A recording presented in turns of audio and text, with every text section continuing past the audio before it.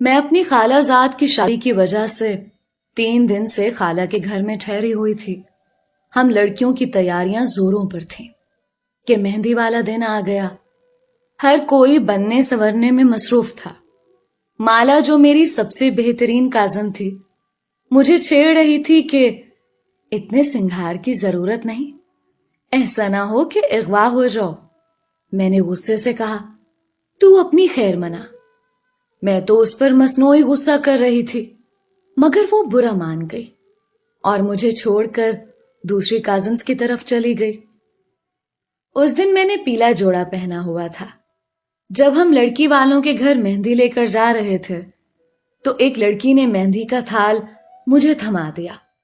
سبھی لڑکیاں کسی نہ کسی گاڑی میں بیٹھ گئیں۔ میں تھال ہاتھ میں لیے ادھر ادھر دیکھ رہی تھی کہ مالا کے چچا کا بیٹا اپنی گاڑی ہماری طرف لے کر آ گیا۔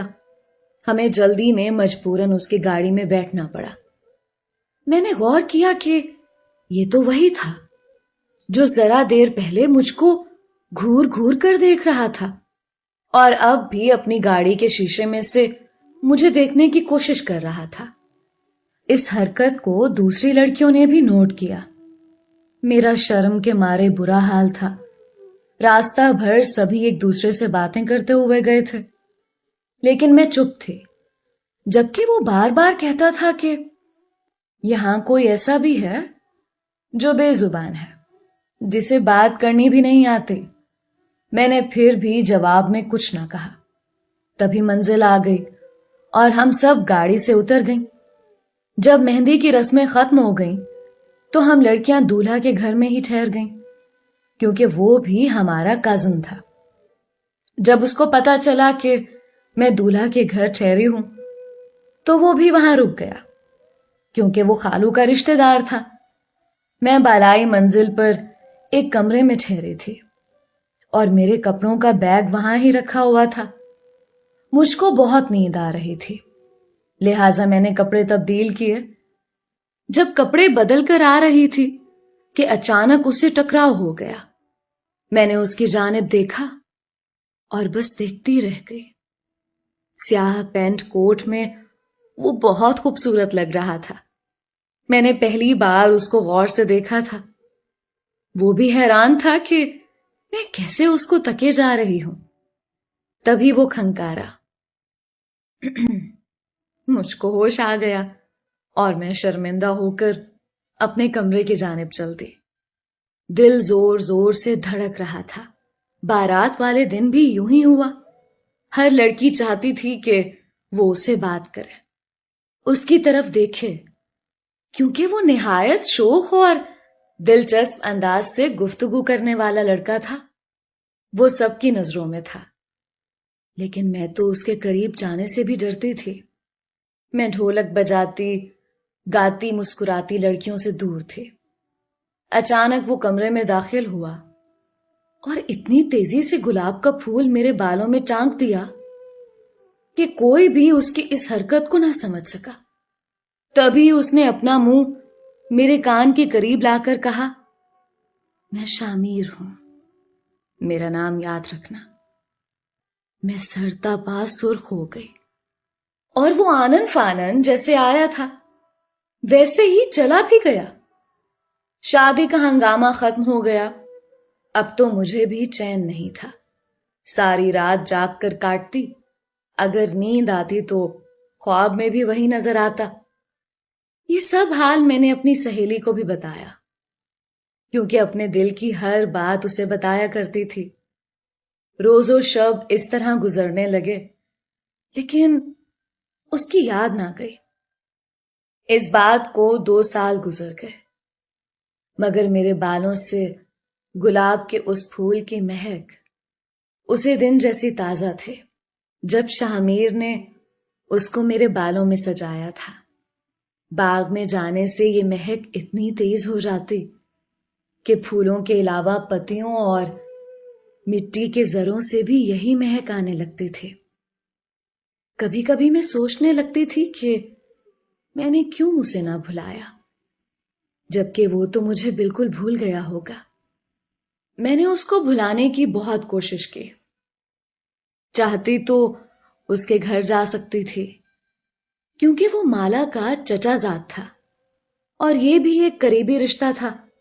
میں یہ بھی سوچتی تھی کہ اس تقریب سے پہلے میں نے کبھی اس کو کیوں نہ دیکھا تھا۔ اس کی سب سے بڑی وجہ یہ تھی کہ خالو ہم سے زیادہ میل جول نہ رکھتے تھے۔ ایک دن میں کالج جاتے ہوئے شاہ کے بارے سوچتی جا رہی تھی۔ میں آج اکیلی تھی، اس لیے جلدی جلدی قدم بڑھا رہی تھی کہ اچانک ایک گاڑی میرے سامنے آ کر رک گئی۔ دیکھا تو گاڑی میں وہی بیٹھا تھا۔ کہنے لگا، کیا آپ مجھے جانتی ہیں؟ میں نے کہا، جی، آپ میرے کازن کے چچا کے بیٹے ہیں، اور بھی تو کچھ آپ سے استدعا کی تھی۔ آپ شاہ ہیں، یہی کہا تھا نا؟ آپ نے مجھے بھلانا نہیں، سو تم نے بھلا دیا مجھے۔ تبھی بے اختیار میرے منہ سے نکل گیا کہ بھلا تو آپ نے دیا ہے۔ میری بات سے اس کا حوصلہ بڑھ گیا۔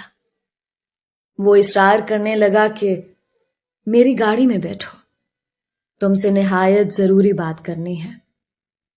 میں گاڑی میں بیٹھ گئی۔ وہ آہستہ آہستہ گاڑی چلانے لگا۔ میں منہ نیچے کیے بیٹھی تھی۔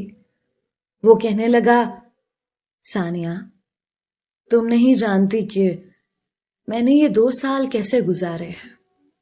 کوئی دن ایسا نہیں آیا جب تمہیں یاد نہ کیا ہو۔ میں نے صرف تم سے محبت کی ہے، قسم کھا کر کہتا ہوں۔ رابطہ اس لیے نہ کیا کہ کہیں تم بدنام نہ ہو جاؤ، کہیں تمہاری عزت پر حرف نہ آ جائے۔ اب بتاؤ، اگر تم مجھ سے شادی پر راضی ہو تو میں اپنے والدین کو تمہارے گھر بھیجوں؟ تم کو کوئی اعتراض تو نہ ہوگا؟ مجھے کوئی اعتراض نہیں، میں نے کہا، اور وہ کھیل اٹھا۔ میرا رنگ بھی سرخ پڑ گیا۔ تبھی اس نے قریب اتار دیا۔ میں بہت ڈری ہوئی تھی کہ گاڑی سے اترتے کوئی دیکھ نہ لے۔ شکر ہے کہ کسی نے مجھے نہ دیکھا، ورنہ خدا جانے کیا ہو جاتا۔ بتا نہیں سکتی اس دن میں کتنی خوش تھی، جیسے وہ صرف میرا ہو۔ سبھی پوچھ رہے تھے کہ کیا بات ہے، آج بڑی خوش نظر آ رہی ہو، جس پر میں مسکرا دی۔ پھر اگلے دن اس کے امی ابو آ گئے اور انہوں نے میرا رشتہ مانگ لیا۔ بھلا والدین کو کیا اعتراض ہو سکتا تھا؟ اتنے امیر لوگ، لڑکا خوبصورت کہ ہر لڑکی اس کی شریک حیات بننے کی آرزو کرے۔ امی ابو نے ہاں کہہ دی۔ مجھ کو پھولوں کے زیور پہنائے گئے۔ کیا بتاؤں وہ کیسا خوبصورت دن تھا جب میں ہواؤں میں اڑ رہی تھی۔ میرے سپنے چاند، سورج اور ستاروں سے مزین تھے۔ میرے خواب کو تعبیر مل گئی تھی۔ اس کے بعد ہر آن، ہر لمحہ بس میں نے شامیر ہی کے خواب دیکھے۔ ہر وقت اس کا خیال میرے دل کا ہمراز رہتا۔ اس کی سوچوں میں عمر بسر کی۔ میں خوبصورت سے خوبصورت ہوتی جاتی تھی، نکھرتی سنورتی چلی جاتی تھی۔ آنے والے وقت کی بڑی شدت سے منتظر تھے، جب میں شاہمیر کی دلہن بننے والی تھی۔ 2 عیدیں آئیں منگنی کے بعد، اور دونوں عیدوں پر میرے سسرال کی طرف سے نہایت بیش قیمت اور خوبصورت جوڑے بھیجے گئے۔ والدہ تن دہی سے میرا جہیز بنانے میں لگی تھیں، اور میں آنے والے وقت سے شرما رہی تھی جب میں بابول کے گھر سے رخصت کی جاتی کہ اچانک ایک دھماکہ ہوا جس نے سب کو ہلا کر رکھ دیا۔ میں تو بالکل ہی ٹوٹ کر رہ گئی۔ پتا چلا کہ شاہمیر کے گھر والوں نے منگنی توڑنے کا اعلان کیا ہے۔ امی خود وہاں گئیں کہ وجہ تو معلوم ہو۔ وجہ کیا تھی؟ سب سے بڑی وجہ دولت تھی، کیونکہ وہ بہت امیر لوگ تھے اور شاہمیر کے والدین ان کی شادی کسی امیر گھرانے میں کر رہے تھے، جیسا کہ وہ پہلے سے چاہتے تھے۔ لیکن بیٹے کی ضد سے مجبور ہو کر ہمارے گھر چلے آئے تھے۔ تاہم اب تو انہیں ایک منسٹر صاحب کی بیٹی کا رشتہ مل گیا تھا، اور اب انہوں نے اپنے اکلوتے بیٹے کو بھی مجبور کر کے اپنا ہم خیال بنا لیا تھا۔ میں تو سوچتی ہی رہ گئی کہ انہوں نے ایسا کیوں کیا، اور جنہوں نے کچھ کرنا تھا کر بھی گزرے۔ انہوں نے شامیر کی شادی اپنی منشا کے مطابق دولت مند گھرانے میں کر دی۔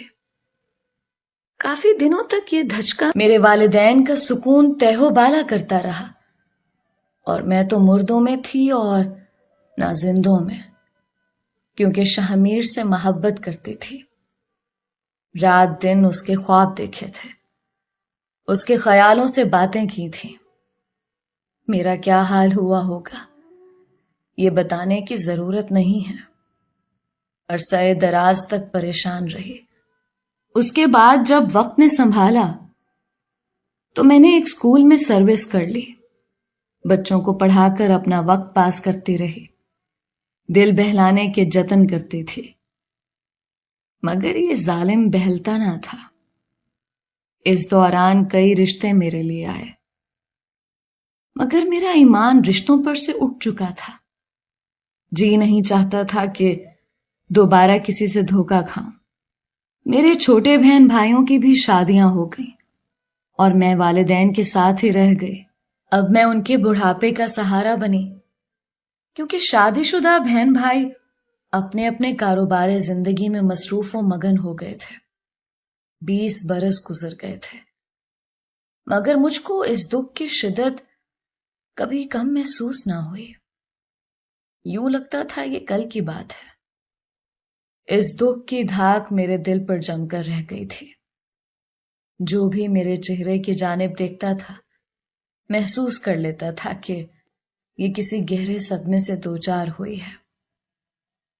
اس واقعے کے بعد پھر کبھی میں نے کسی چیز کی خواہش نہ کی، بس ایک تمنا کے سوا کہ میں روضہ رسول پر حاضری دوں، حج کروں، اللہ کے گھر جا کر دعا مانگنے کی سعادت حاصل کروں، لیکن میں نہیں جا سکتی تھی۔ والدین ضعیف ہو چکے تھے، وہ سفر کی تکالیف برداشت کرنے کے قابل نہ رہے تھے۔ بالآخر ان کا بھی یکے بعد دیگرے انتقال ہو گیا، اور میں گھر کی تنہائیاں سمیٹنے کو اکیلی رہ گئی۔ اب تو زندگی اور بھی کٹھن ہو گئی۔ سروس کی وجہ سے وقت کٹ رہا تھا، ورنہ شاید میں پاگل ہو جاتی۔ لوگ رفتہ رفتہ تنہائی کے عادی ہو جاتے ہیں، لیکن میں عادی نہ ہو سکی۔ میری اب یہی آرزو تھی کہ کسی طرح حج کر لوں، لیکن ساتھ جانے والا کوئی نہ تھا۔ بغیر محرم کے نہ عمرے پر جا سکتی تھی اور نہ حج پر۔ سروس سے بھی ریٹائرڈ ہو چکی تھی۔ بالآخر میری مایوسی پر قدرت کو رحم آ گیا۔ ایک دن میری ممانی آئیں، بولیں کیا حج پر جانا چاہتی ہو؟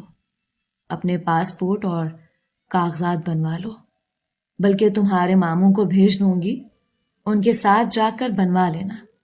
ہم حج پر جا رہے ہیں، تم کو بھی لے جائیں گے۔ یوں وہ گھڑی بھی آ گئی جب ماموں اور ان کی فیملی کے ساتھ حج کی سعادت حاصل کرنے جا رہی تھی۔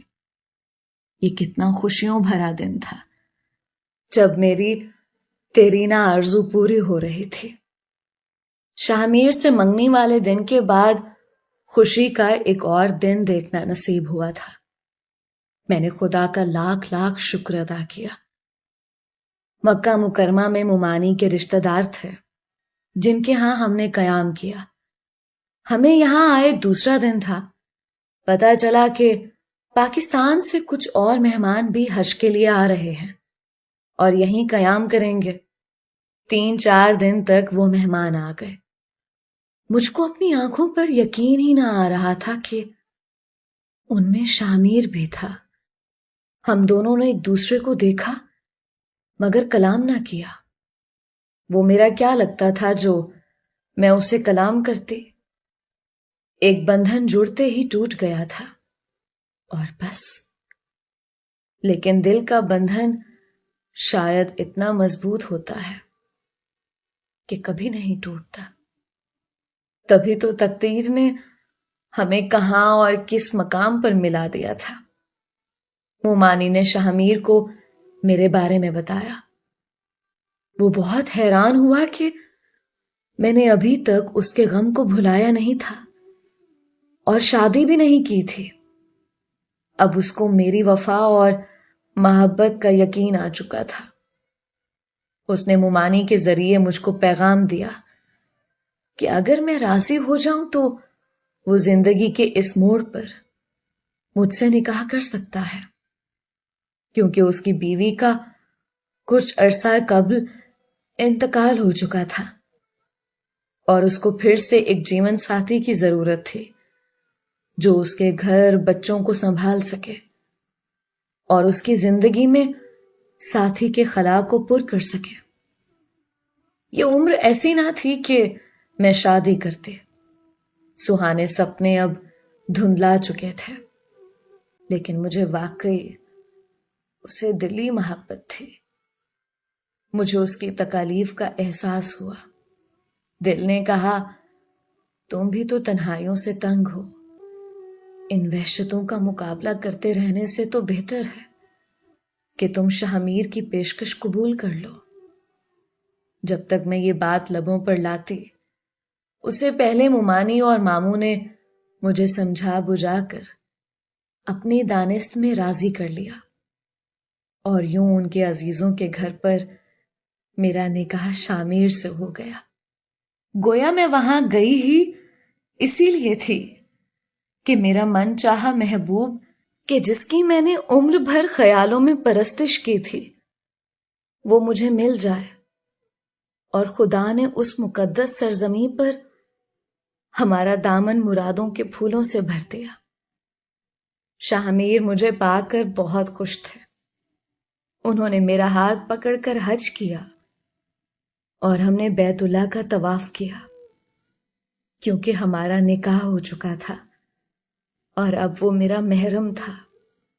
انہوں نے بتایا کہ وہ بھی مجھ سے اتنی ہی محبت کرتے ہیں اور مجھ کو کبھی بھی انہوں نے دل سے نہیں بھلایا. اپنے والدین کی وجہ سے مجبور تھے، تاہم ہمیشہ دل سے میرے ملنے کی دعا کیا کرتے تھے. اگر لگن سچی ہو تو مراد مل ہی جاتی ہے، دعائیں بھی قبول ہو جاتی ہیں. اور شاہ میر جتنے خوش و خرم ہیں شاید ہی دنیا کا کوئی جوڑا خوش ہو. یہ ایک نئی زندگی تھی جو مجھے ملی تھی. اب میں ہر سال عمرہ کرنے جاتی ہوں اور شاہ میر کی سلامتی کی دعائیں کرتی ہوں. خدا کرے اب میں ان کو کبھی نہ کھوؤں. اللہ ان کو سلامت رکھے. یہ میری زندگی کا ایک ناقابل یقین معجزہ ہے. میں اللہ کا جتنا شکر ادا کروں وہ کم ہے. اس لیے میں چاہتی تھی کہ میں اپنی کہانی پوری دنیا کو سناؤں کہ بعض اوقات ہماری زندگی میں اتنے بڑے معجزے ہوتے ہیں کہ خود ہمیں اپنے دماغ، اپنے دل اور اپنی آنکھوں پر یقین نہیں آتا.